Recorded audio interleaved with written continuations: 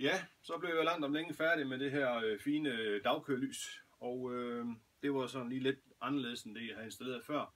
Men det ser nu meget godt ud, og det er som sådan her. Ganske fint klart lys. I kan se i forhold til de andre pærer herinde. Sådan almindelige gløderøde pærer, det er noget rødligere end LED-lysene. Blinklysene virker også fint til begge sider. Eller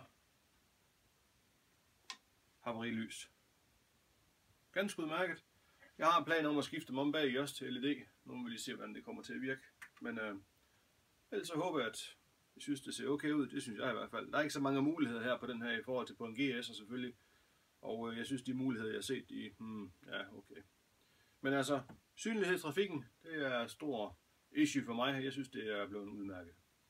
Så, det var det. God dag til alle sammen. Hej hej.